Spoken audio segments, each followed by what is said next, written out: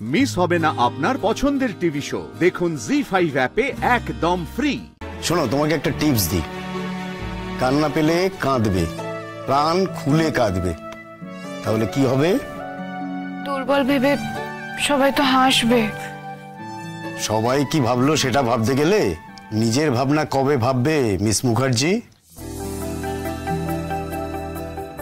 বরং কেঁদে কেটে ভেতরে যে বাষ্প জমে আছে সেটা পরিষ্কার করে ফেলাই বিচক্ষণের কাজ। আর কান্নাটা যদি না কাঁদো, এই বাষ্পটা কিন্তু সবকিছু ঝাপসা করে দেবে, ভালো করে দেখতেই পারবে না কিছু, তখন কিন্তু সবাই হাসবে। এনিওয়ে, তুমি তোমার কান্নাকাটির ফেসটা পেরিয়ে এসেছো। আমি তোমার দিদির সমস্ত রিপোর্ট দেখলাম, ও খুব ভালো আছে, খুবই ভালো। আমার ধারণা আমি বুধবারের মধ্যে ওকে ডিসচার্জ করে দিতে পারবো। তবে হ্যাঁ, বাড়িতে 12 উইকস ওকে খুব যত্নে রেস্ট্রিকশনে রাখতে হবে। মানে ডাক্তারবাবু, 12 সপ্তাহ মানে 3 মাসের আগে আমি ফিট হব না? হবেন, কিন্তু সাবধানের তো মান নেই, জানেন তো। অবজারভেশনে থাকতে হবে 3 মাস।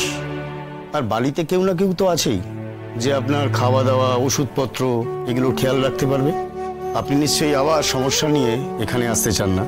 না, কিন্তু তার আগে আমি চাকরিও জয়েন করতে পারবো না।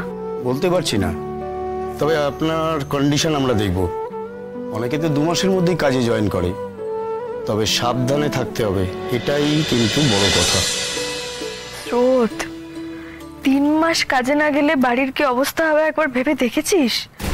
এমনিতেই সংসারের কি অবস্থা, তার মধ্যে আমার এই অপারেশন মিলিয়ে কত কি খরচ হচ্ছে না হচ্ছে কিছুই তো আমাকে বলছিস না। বলছি না কারণ এখন এসব নিয়ে চিন্তা করার সময় না। তুই সুস্থ হয়ে ওঠ, সামলে নে, সবকিছু ম্যানেজ হয়ে গেছে।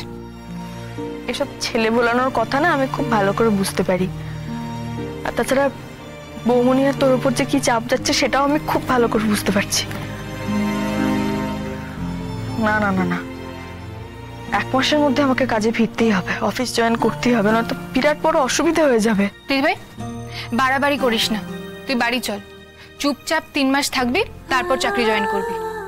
স্রোত, চাকরিটা জয়েন করতে হবে আমাকে, নয়তো চাকরিটা থাকবে না, আমরা সপরিবারে না খেতে পেয়ে মরবো।